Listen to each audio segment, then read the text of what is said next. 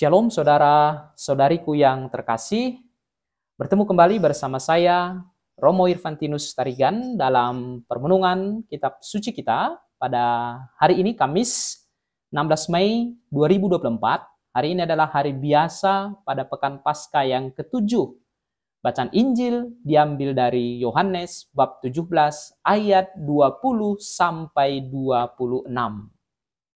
Bukan untuk mereka ini saja aku berdoa, tetapi juga untuk orang-orang yang percaya kepadaku melalui pemberitaan mereka, supaya mereka semua menjadi satu, sama seperti Engkau, ya Bapa, di dalam aku, dan aku di dalam Engkau, agar mereka juga di dalam kita, supaya dunia percaya bahwa Engkaulah yang telah mengutus aku.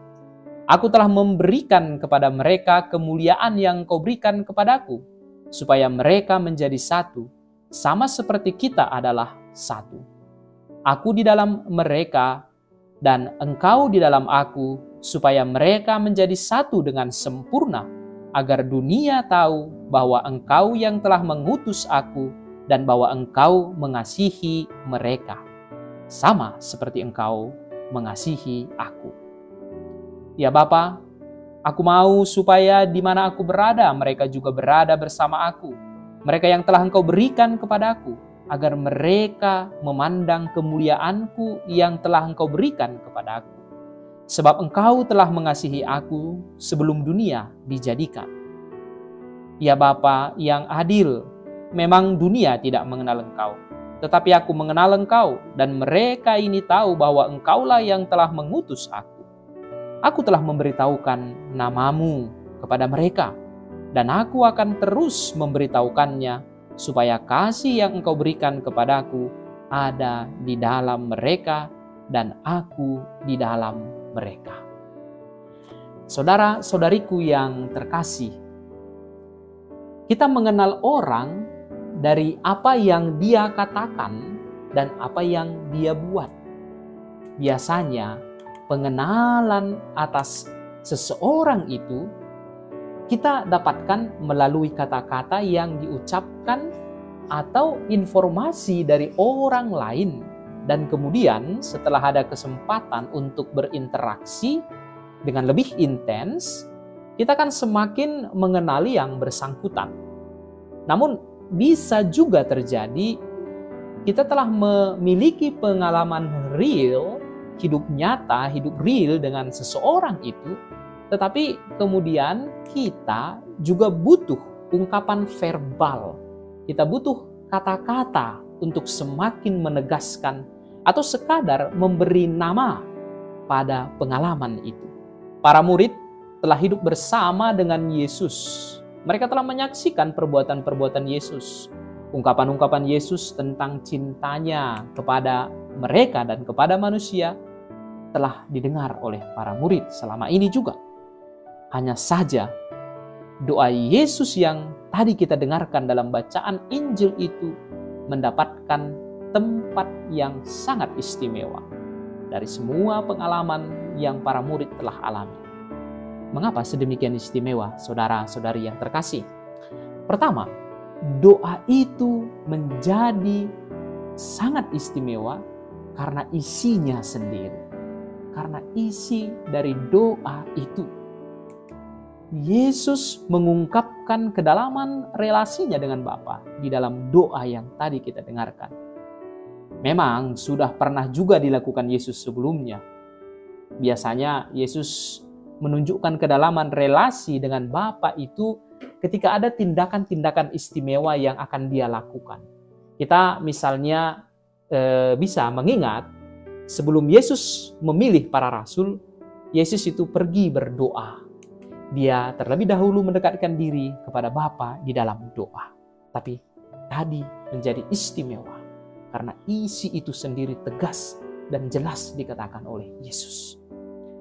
Kedua, dalam banyak kesempatan kita telah mendengar bagaimana Yesus memohonkan sesuatu demi kepentingan para muridnya pada saat itu, demi kepentingan para murid yang hadir bersama dia saat itu. Pada doa Yesus kali ini, Dia tidak hanya bermohon untuk para murid di zaman itu, tetapi untuk para murid dari segala zaman, termasuk untuk kita, untuk Anda, untuk saya. Doa Yesus itu melintasi segala zaman. Ketiga, doa ini menjadi semacam sintesis dari perjalanan misi Yesus sehingga ditempatkan di saat-saat terakhir menjelang penyaliban. Doa itu dipanjatkan dalam konteks perjamuan malam terakhir setelah Yesus melakukan pembasuhan kaki para murid, setelah Yesus mendirikan Ekaristi.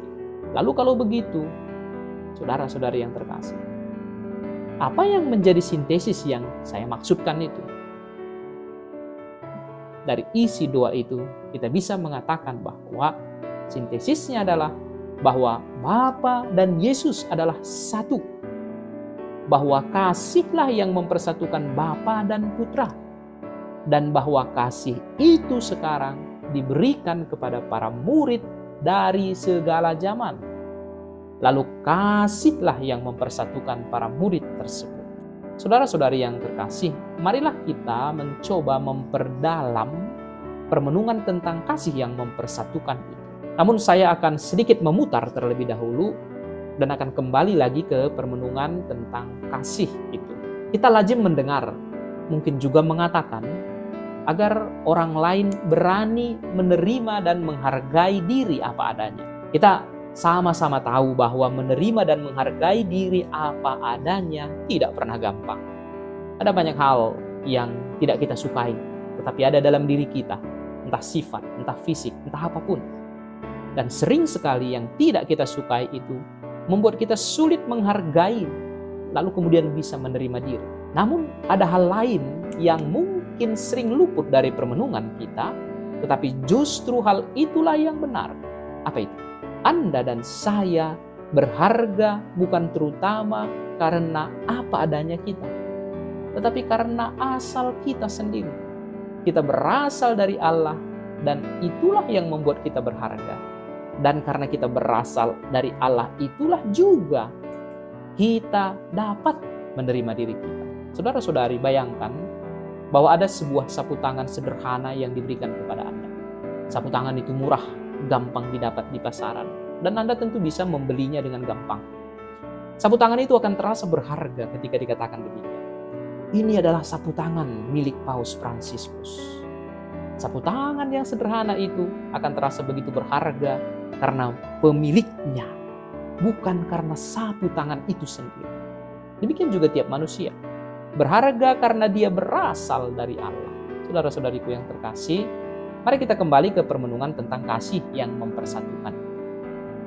Ada kecenderungan kita berhenti pada berpikir, pada pikiran yang hanya sampai pada level manusiawi saja terkait kasih yang mempersatukan. Kita cenderung berpikir bahwa memang kasihlah yang dapat menjadi pemersatu manusia. Karena jika ada kasih, maka egoisme akan dikikis. Benar juga memang demikian. Tetapi pola pikir itu rapuh juga. Kasih itu mempersatukan bila kasih itu berdasar dan berasal dari kasih Allah, bukan sekadar kasih manusiawi. Yesus sendiri mengatakan, "Aku telah memberitahukan namamu kepada mereka dan aku akan memberitahukannya supaya kasih yang kau berikan kepadaku ada di dalam mereka dan aku di dalam mereka." Saudara-saudari, jika kita menunggu sampai terasa ada kasih, ada cinta di dalam diri, baru kemudian kita mulai mengasihi, maka rasanya akan sulit menjadi pemersatu. Maka marilah mengasihi bukan berdasar pada sekadar kasih yang ada di dalam diri, tetapi mengasihi karena kasih yang Bapa telah berikan kepada Yesus dan kepada kita para murid Yesus itu. Karena kasih Bapa yang sudah ada di dalam diri kita. Manusia berharga bukan karena dirinya sendiri, tetapi karena dia berasal dari Allah. Asal-usulnya yang dari Allah, itulah yang membuat manusia berharga. Sama seperti barang sederhana dan murahan akan terasa sangat berharga bila dimiliki oleh orang yang istimewa. pemiliknya membuat barang itu menjadi berharga.